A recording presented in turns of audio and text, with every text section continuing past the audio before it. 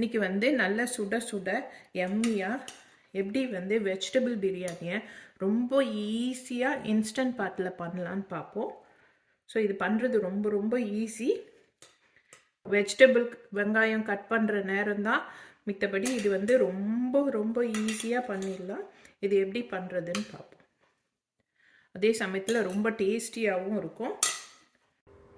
பிரியாணி செய்கிறதுக்கு வந்து என்னென்ன திங்ஸ் வேணும்னு பார்ப்போம். அதுக்கு வந்து ஒரு 3 வெங்காயம், மீடியம் சைஸ் வெங்காயம் நல்லா தின்னாக வந்து ஸ்லைஸ் பண்ணி வச்சுருக்கேன்.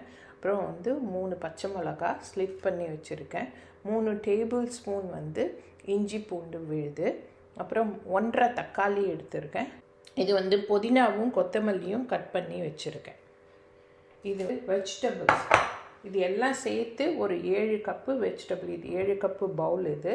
ஸோ இது ஃபுல்லாக வந்து கேரட்டு, பட்டாணி, உருளைக்கிழங்கு இது எல்லாம் சேர்த்து ஒரு 7 கப்பு வெஜிடபிள்ஸ் எடுத்து வச்சுருக்கேன். இந்த பட்டாணி வந்து காஞ்ச பட்டாணி, இதை வந்து ஓவர் நைட் சோக் பண்ணி எடுத்து வச்சுருக்கேன் நான்.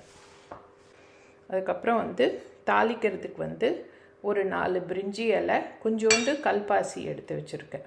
இது வந்து 1.5 டேபிள் ஸ்பூன் உப்பு, 1.5 டேபிள் ஸ்பூன் குருமா மசாலா, ஒரு டீஸ்பூன் வந்து கரம் மசாலா பவுடர், ஒரு 1/2 டேபிள் ஸ்பூன் வந்து மிளகா பொடி எடுத்துருக்கேன். இந்த மிளகா பொடி வந்து வெறும் மிளகாத்தூள். இது ரொம்ப காரமாக இருக்குது. ஸோ அதனால் நான் 1/2 டேபிள் ஸ்பூன் தான் எடுத்திருக்கேன். ஸோ இந்த பிரியாணி வந்து மீடியம் ஸ்பைஸில் இருக்கும். ரொம்ப ஸ்பைஸாகவும் இருக்காது, ரொம்ப சப்புன்னும் இருக்காது. அதுக்கப்புறம் வந்து எண்ணெய் வந்து ஒரு 5 டேபிள் ஸ்பூன் எண்ணெய், ஒரு 2 டேபிள் ஸ்பூன் நெய் வேணும். இந்த பிரியாணி வந்து 3 கப்பு பிரியாணி ரைஸ்க்கு. இது வந்து 3 கப்பு பிரியாணி அரிசி எடுத்து வச்சுருக்கேன். இதை நல்லா கழுவிட்டு ஒரு அரை மணி நேரம் வந்து ஊற வச்சு எடுத்துக்கணும். ஸோ இன்ஸ்டன்ட் பாட்டில் சாட்டை மோடில் வச்சுருக்கேன். வச்சுட்டு அதில் எண்ணெயை ஊற்றிட்டு, எண்ணெய் காஞ்சதும் கல்பாசியும் பே லீஃபும் போட்டிருக்கேன். ஃபஸ்ட்டு பச்சை மிளகாயை போட்டுருவோம்.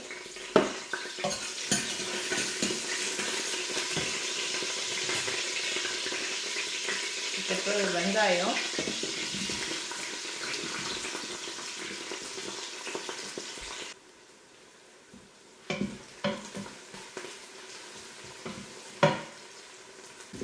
ஸோ வெங்காயம் ஓரளவுக்கு வதங்கிடுச்சு.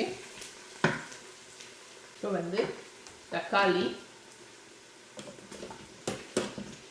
ஜிஞ்சர் கார்லிக் பேஸ்ட்,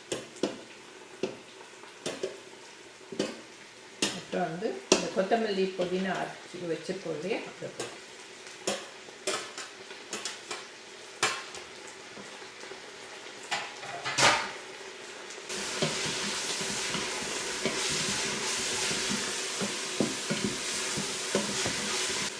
இல்லை உப்பு போட்டுருவோம்.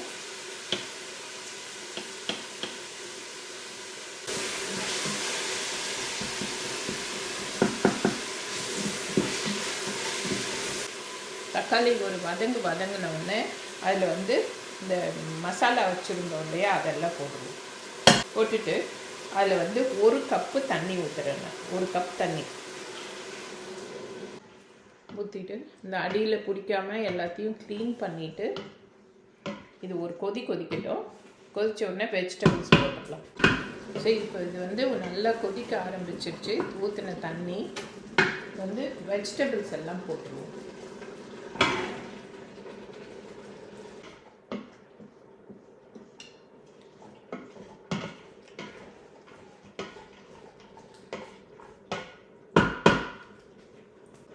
ஸோ வெஜிடபிள் போட்டு நல்லா கலரிட்டு நான் வந்து அதில் ஃபஸ்ட்டு 1 கப்பு தண்ணி ஊற்றினேன் இல்லையா, 3 கப்பு அரிசி எடுத்திருக்கேன். ஸோ ஃபஸ்ட்டு 1 கப்பு தண்ணி ஊற்றினேன். இப்போ வந்து 2.5 கப்பு தண்ணி ஊற்றுறேன் நான். ஒரு கப்பு அரிசிக்கு 1 கப்பு தண்ணி தான் வைக்கிறேன். ஸோ அது எக்ஸ்ட்ரா வந்து ஒரு 1/2 கப்பு தண்ணி. எவ்வளோ கப்பு வச்சாலும் அரிசி அதுக்கு 1:1 தண்ணி. இது பிரியாணி அரிசி நான் வந்து கழுவி ஒரு 1/2 hour சோக் பண்ணிட்டேன். ஸோ அதனால் அது நல்லா சோக் ஆகிடுச்சு. ஸோ நீங்கள் 1:1 தண்ணி வச்சா போதும். ஸோ இது ஒரு கொதிக்கட்டும். கொதித்த உடனே அரிசி போட்டுடலாம். இப்போ வந்து உப்பு காரம் எல்லாம் எப்படி இருக்குன்னு பாருங்கள். இப்போ தண்ணியில் வந்து இதில் வந்து ஒரு கல் உப்பு வந்து தூக்கலாக தான் தெரியும். அரிசி போட்டால் அதில் சரியாக இருக்கும். அப்புறம் எனக்கு உப்பு கொஞ்சம் குறைச்சலாக இருக்க மாதிரி இருக்குது. ஸோ அதனால் நான் வந்து ஒரு 1/2 டேபிள் ஸ்பூன் உப்பு போடுறேன். ஸோ இப்போ எல்லாம் கரெக்டாக இருக்குது. ஸோ இப்போ வந்து பாருங்கள், நல்லா தண்ணி கொதிக்க ஆரம்பிச்சிருச்சு. நான் வந்து அரிசியை வந்து நல்லா கழுவி ஒரு 1/2 மணி நேரம் ஊற வச்சுருக்கேன். இப்போ இந்த அரிசியை போட்டுருவேன்.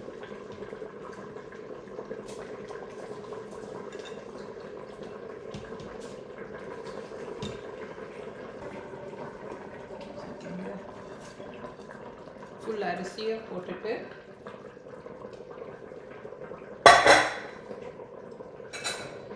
அரிசி உடையாமல் நல்லா இப்படி ஒரு மிக்ஸ் பண்ணிட்டு மூடி வச்சிடலாம். ரொம்ப கலரக்கூடாது, ஏன்னா ஊறின அரிசி ஈர அரிசி உடஞ்சி போயிடும். தண்ணி வந்து கரெக்டாக இருக்குது, எல்லாம் இதுவாகி அப்படி முங்குற அளவுக்கு இருந்தால் போதும். அரிசி முங்குற அளவுக்கு தண்ணி இருந்தால் போதும், கரெக்டாக இருக்கும் இந்த தண்ணி. ஸோ இப்போ வந்து மூடிட்டு மூடிட்டு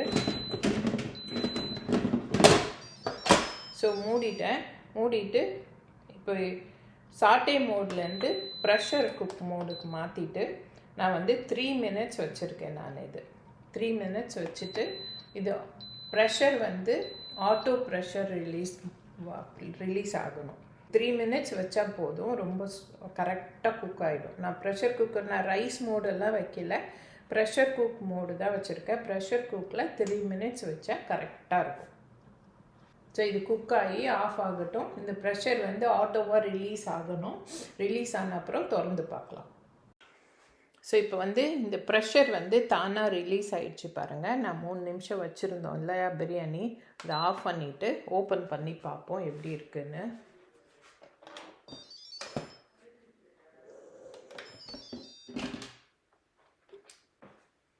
ஸோ பாருங்கள், ரைஸ் எல்லாம் நல்லா கரெக்டாக இருக்க மாதிரி இருக்குது.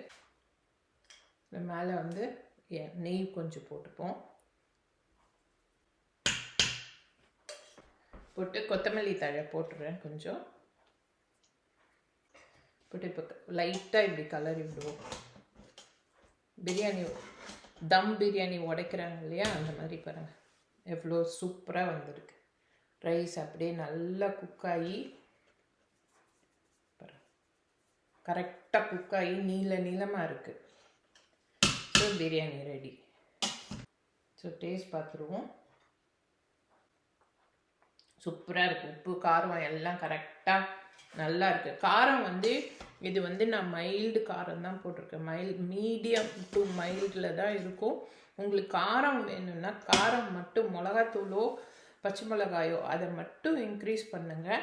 மசாலா பவுடர்லாம் எதுவுமே இன்க்ரீஸ் பண்ணாதீங்க. வெறும் மிளகாத்தூள் இல்லைன்னா ஒரு பச்சை மிளகா இன்க்ரீஸ் பண்ணுங்கள். மசாலா பொடி அதிகமாக போட்டிங்கன்னா அது வந்து கொஞ்சம் அந்த மசாலா டாமினேட் ஆக ஆரம்பிச்சிட்டோம். மற்றபடி ஸ்பைசஸ்ஸு குக்கானது எல்லாமே சூப்பராக வந்துருக்கு. ஸோ அவ்வளோதான், வெஜிடபிள் பிரியாணி ரெடி. ரொம்ப ஈஸி. 3 மினிட்ஸ் தான் உங்களுக்கு. அது வந்து ஒரு 20 மினிட்ஸ் வந்து ப்ரெஷர் ரிலீஸ் ஆக 20 மினிட்ஸ் இருக்குது. அது ஒரு மாதிரி தம் போட்ட மாதிரி, அந்த 20 மினிட்ஸ் வந்து தம் போட்ட மாதிரி இருக்கும் இன்ஸ்டன்ட் பாட்லேயே அது. ஸோ நல்லா குக்காகி பொலன்னு வந்திருக்கு பாருங்கள். முக்கியமாக பார்க்க வேண்டியது வந்து அரிசியை வந்து நல்லா கழுவிட்டு 1/2 hour ஊற வச்சுடுங்க. அது ஊறணும். அப்போ தான் வந்து இந்த நான் வச்ச தண்ணிக்கு ஒன்றுக்கு ஒன்று வைக்கிறதுக்கு கரெக்டாக இருக்கும். ஸோ அவ்வளோதான், வெஜிடபிள் பிரியாணி ரெடி. இதை செஞ்சு பார்த்துட்டு எப்படி இருக்குன்னு சொல்லுங்கள்.